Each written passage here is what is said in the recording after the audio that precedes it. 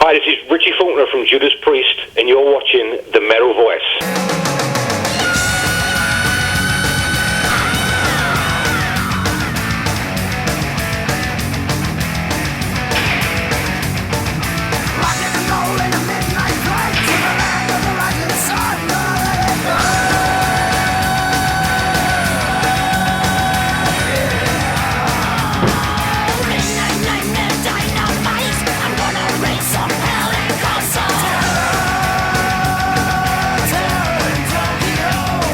Welcome to another edition of The Metal Voice. Today on the show, you got it, Judas Priest. Guitarist Richie Faulkner on the line. Richard, what's going on?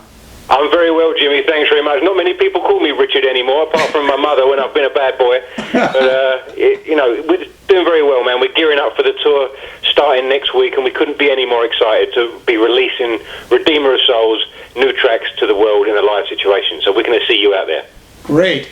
First of all, I think the metal community should thank you. And I'll tell you why. Because you are the reason, you are the motivation, you are the spark that has gotten Judas Priest to keep on making records and keep on touring. So I applaud you for that. Dude, it's an incredible compliment, and I humbly thank you for it. I mean, I'm part of it's a huge machine, but there's 5 guys in the band, and we're all responsible for doing this into the future. I mean, we're all excited about it, we're all rejuvenated, and we all love what we do in Judas Priest. So I humbly thank you for that, but I'm only a one-spoke in a 5-spoke wheel, if you know what I'm saying. So, you do these records, and it just fires you up for a tour, and then we've done the last Epitaph tour, and it fires you up for a record. So you haven't seen the last of Judas Priest yet. Richie, you're in the band. What was your first initial response?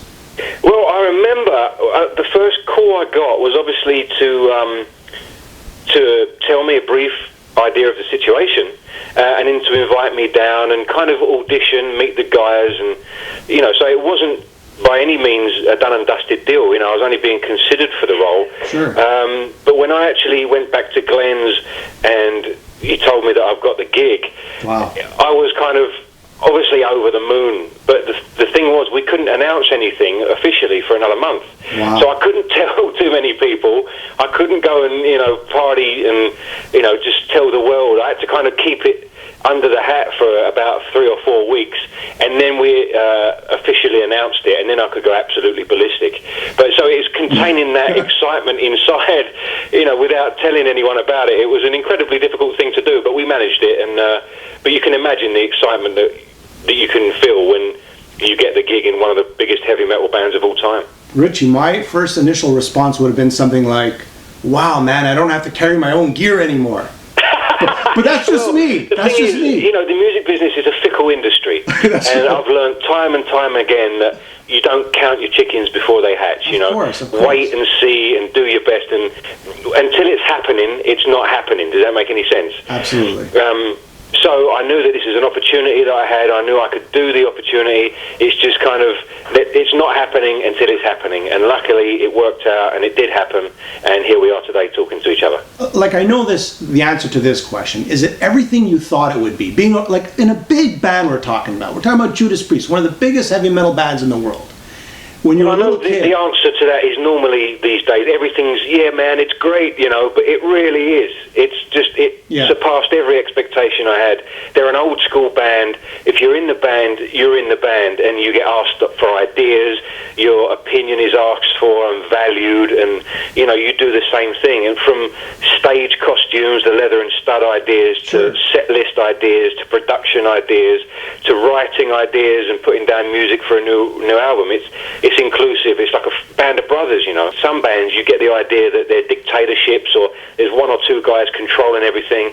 This situation was one that I was hoping to be different, and it absolutely was. It's just a mind blowing. It's like me and you sitting down over a couple of beers, writing a couple of songs, and that's the same sort of ethos that permeates between the whole camp and the crew and the management. It's just a happy camp and a creative one, and the way a band should be, in my opinion. So it's just superseded everything I would ever expect. Okay, so here's a tough question. Have you ever, now you're the new guy, right? Have you ever overstepped your boundary? Anybody new into an organization, sometimes you have to find, where that line is sometimes. Has that ever happened? it happened very naturally. Looking back on it, we didn't realise how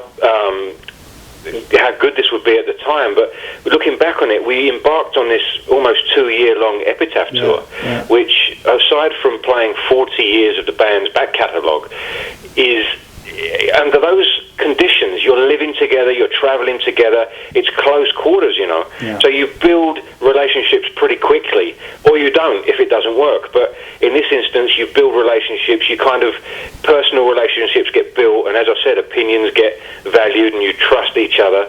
So it's kind of, you feel each other out, you get to know each other pretty quickly under those condensed conditions. So there's never any like generation divide, or we're different ages obviously, but there's never been any problems like that, or points in the road where something isn't working. I think because I grew up on the band, and you know, it all fit together extremely well, and you know, it's a fortunate thing, and all the planets aligned, and we all got on well, and there's been no kind of conflict or anything like that. It's just been, as I said, people listen to opinions, and if there's anything you disagree with or anyone's uncomfortable with, we don't do it. And I think because of that, it just helps the whole band and the whole group as a whole, you know. So that's how it's been, really. Let's get to the album now. Redeemer of Souls. We reviewed it on our show. We gave it a really high rating. We love the album. It's a great album, start to finish. In fact, I like the second disc a little more than I like the first disc in some ways. And that's a huge... I'm sure you've heard this Thanks very much for the high rating. I mean, obviously we put our hearts and souls into it, and we do the best that we possibly can. And I think they have done in every release they've ever made. Nick, tell me a solo that you played specifically. I haven't heard... I've been reading the news, and what solo did you play on Redeemer of Souls that people could say, wow, man, that's Richie's solo? I think all of it. I mean, it's a three-way co-write from the writing point of view, from me, Glenn, and Rob. Obviously, we've all got our own musical characters. I mean, these guys have been doing it for 40 years, so they've got strong characters on their own. And you put those characters together, and you get that one unique Judas Priest character that we're all, that everyone loves Judas Priest for. And I think the bonus disc, the idea behind that was we loved these. They weren't written at the end. They were written as well as the batch of songs that we had, if that makes any sense. And we knew that they didn't quite fit in with the vibe and the statement that we wanted to create with Redeemer of Souls, but we didn't want to put them on the shelf. We didn't want them to gather dust in the heavy metal vaults, you know. We wanted the fans to get all the music that we were creating and producing, and we knew also that people were going to love those songs on the bonus disc as much as, if not more, than the standard disc. But we just felt that they didn't fit into the vibe that we were trying to project with Redeemer. But we knew that we had to get them out there. And I'm glad that you like that disc as well, man. They're great songs, and we love them all. There's a North American tour that's starting in the month of October. You're doing 2 dates in Canada, the rest in the United States. When you play live, what is the most difficult solo that you had to learn? It's a good question. I'd have to say Victim of Changes. Okay. Not because, you know, I could handle the solo, if you know what I mean. Sure. But it was a big solo for my predecessor. You know, Ken was one of his pièce de résistance solos. So although you can play it technically, and there's millions of guys that are, you know, far better technically than I am, sure, you have to uphold what Ken stood for and include motifs and just capture that energy and the vibe that is legendary. You know what I mean? So that's what made it not difficult, but you have to uphold that legacy, if that makes any sense. Yeah. You can play the notes, you can play the fast stuff and the dive bombing, but you have to capture the ethos and the spirit of the predecessor, because it was such a big solo for him, and one that he was known on, like Sinner, you know, stuff like that. It was a big moment for him. So it's just upholding that legacy and just respecting what went before you, and also putting your own stamp on that stuff as well, and respecting yourself. So that's kind of the way I see it, and I'd have to say Victim of Changes for that reason. Cool. Your favorite, and this is actually a fan question, is from Catalan. Your favorite Judas Priest album, of course, outside of Redeemer of Souls. If you had to choose just one, what would be that album? Defenders of the Faith. Yeah, me too.